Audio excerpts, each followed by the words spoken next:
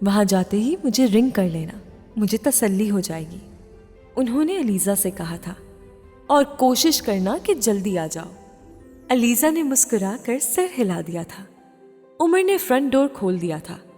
علیزہ نے ایک بار پھر نانو کی طرف ہاتھ ہلایا اور گاڑی میں بیٹھ گئی۔ نانو وہی پورش میں کھڑی ہاتھ ہلاتی رہی تھی۔ بہت خوش ہو علیزہ؟ گاڑی سڑک پر لاتے ہی عمر نے اس سے پوچھا تھا۔ ہاں، اس نے اس کی طرف دیکھے بغیر ہی جواب دیا تھا۔ تمہارے پاپا بھی بہت خوش ہوں گے؟ ظاہر ہے وہ تو مجھ سے بھی زیادہ خوش ہوں گے، اس نے فخری انداز میں کہا تھا۔ وہاں ایئرپورٹ پر کون ریسیو کرے گا تمہیں؟ عمر نے مرر ٹھیک کرتے ہوئے پوچھا۔ ظاہر ہے کہ پاپا ریسیو کریں گے، اس نے بے اختیار جھوٹ بولا تھا۔ تمہارے پاپا کافی سال کے بعد آئے ہیں پاکستان؟ اس نے پوچھا تھا۔ ہاں، 3 سال کے بعد۔ تم 3 سال کے بعد مل رہی ہو؟ 4 سال کے بعد۔ ہر سال کیوں نہیں ملتی؟ بس ویسے ہی، پاپا تو مجھے مسقط بلاتے رہتے ہیں، مگر میرا دل نہیں چاہتا وہاں جانے کو۔ میں ممی کے پاس چلی جاتی ہوں، اس لیے کہ مسقط میں بہت گرمی ہوتی ہے۔ میں سوچتی ہوں شاید مجھے وہاں کا موسم سوٹ نہ کرے۔ مجھے اصل میں آسٹریلیا میں زیادہ مزہ آتا ہے۔ وہ یکے بعد دیگرے وضاحتیں کرتی جا رہی تھی۔ عمر جہانگیر نے گردن موڑ کر چند لمحے اسے دیکھا تھا۔ ہاں، واقعی آسٹریلیا میں رہنے میں زیادہ مزہ آتا ہے۔ میں بھی چند سال پہلے وہاں گیا تھا۔ اس نے جیسے اس کے جھوٹ میں اس کی مدد کی۔ علیزہ نے گردن موڑ کر اس کی طرف دیکھا تھا۔ وہ ایک بار پھر ونڈ اسکرین کی طرف متوجہ تھا۔ اس کا چہرہ بے تاثر اور پرسکون تھا۔ وہ کچھ مطمئن ہو گئی تھی۔ ہاں، آسٹریلیا میں زیادہ مزہ آتا ہے، اس لیے میں وہیں جاتی ہوں۔ اس نے ایک بار پھر اپنی بات دہرائی تھی۔ گاڑی میں ایک بار پھر خاموشی چھا گئی۔ رستے میں ایک دفعہ فلاور شاپ پر اس نے گاڑی روک دی۔ کچھ کہے بغیر وہ گاڑی سے اتر گیا تھا۔ چند منٹ بعد جب اس کی واپسی ہوئی تو اس کے ہاتھ میں سفید لیلیز کا بکے تھا۔ اس نے گاڑی میں بیٹھتے ہی اسے علیزہ کی گود میں رکھ دیا۔ وہ حیران ہو گئی۔ یہ تمہارے لیے ہے، اس نے ایک مسکراہٹ کے ساتھ کہا تھا۔ مگر کس لیے؟ پھول دینے کے لیے کسی وجہ کی ضرورت تو نہیں ہوتی ہے، بغیر کسی وجہ کے بھی دیے جا سکتے ہیں، اور میں تو ویسے بھی تمہیں بہت سے گفٹ دیتا رہتا ہوں، تم انہیں بھی گفٹ سمجھو، اس نے گاڑی سٹارٹ کرتے ہوئے کہا تھا۔ وہ کچھ دیر اس کا چہرہ ہی دیکھتی رہی۔ تھینک یو، کچھ دیر کے بعد اس نے کہا تھا۔ ویلکم، اس نے اسی پرسکون انداز میں کہا تھا۔ ایئرپورٹ پر گاڑی پارک کرنے کے بعد اس نے علیزہ کا بیگ اٹھا لیا تھا۔ علیزہ نے اس سے بیگ لینا چاہا۔ اٹس آل رائٹ علیزہ، میں تمہیں اندر چھوڑ آتا ہوں۔ اس نے بیگ نہیں دیا تھا۔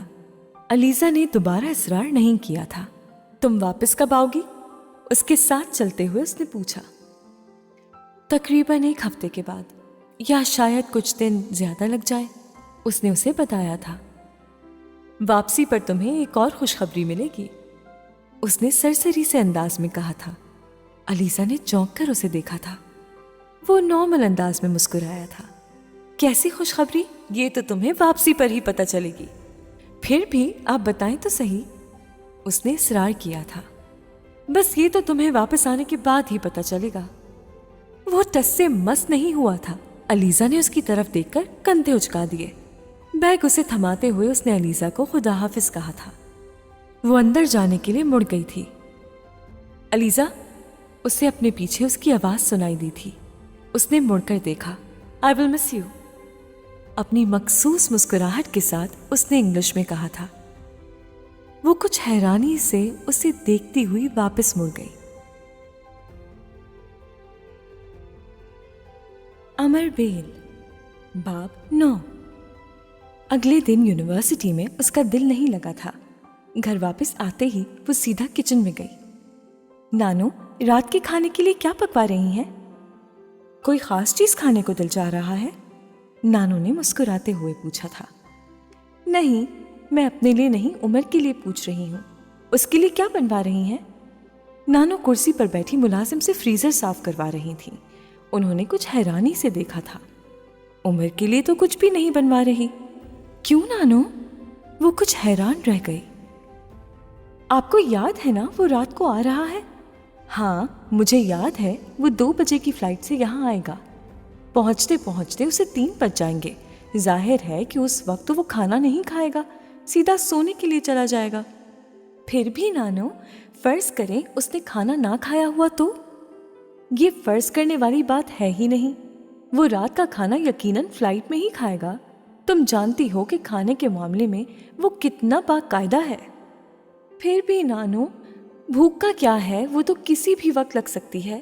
اگر اس نے کچھ کھانے کے لیے مانگ لیا؟ بعض دفعہ تم حماقت کی حد کر دیتی ہو علیزہ، اس طرح بات کر رہی ہو جیسے گھر میں کھانے کے لیے کچھ ہو ہی نہ۔ تمہیں پتا ہے فریج میں ہر وقت 2-3 ڈشز ضرور ہوتی ہیں، بھوکا نہیں سوئے گا وہ۔ علیزہ کچھ شرمندہ سی ہو گئی تھی۔ البتہ کل کے لیے میں کافی ڈشز بنوا رہی ہوں، تم دیکھ لینا، بلکہ خود بھی خانسامہ سے کہہ دینا اگر کوئی خاص چیز وہ بھول جائے تو۔ وہ اب دوبارہ ملازم کی طرف متوجہ ہو چکی تھی۔ میں دیکھ لوں گی، آپ فکر مت کریں۔ وہ کچن سے باہر آ گئی تھی۔ لاؤنج کی گھڑی 3 بجا رہی تھی اور وہ رات کے 3 بجے گھر پہنچے گا۔ ابھی پورے 12 گھنٹے باقی ہیں اور مجھے ان 12 گھنٹوں میں کیا کرنا چاہیے؟ اس نے سوچنے کی کوشش کی تھی۔ اپنے کمرے میں جا کر رات کو پہننے کے لیے کپڑے دیکھنے شروع کر دیے تھے۔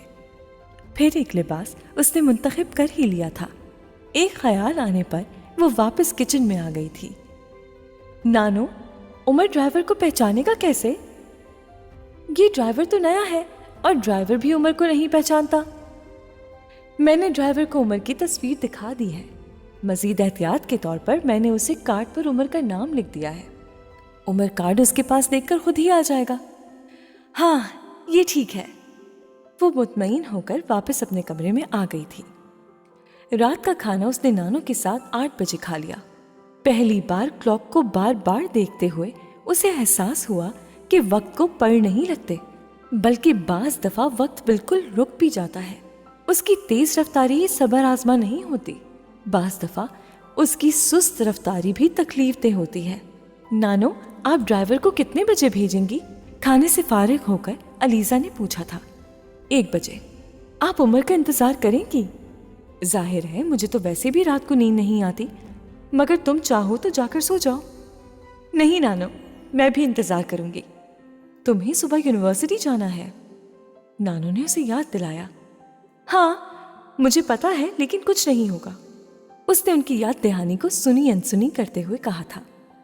کھانے سے فارغ ہو کر وہ نانو کے ساتھ لاؤنج میں بیٹھ گئی۔ ٹی وی پر پروگرام دیکھتے ہوئے وہ ساتھ ساتھ عمر کے بارے میں بھی باتیں کرتی جا رہی تھی۔ 1 بجے انہوں نے باہر گاڑی کے سٹارٹ ہو کر جانے کی آواز سنی تھی۔ گھڑی کی سوئیاں بہت سست رفتاری سے آگے بڑھ رہی تھیں۔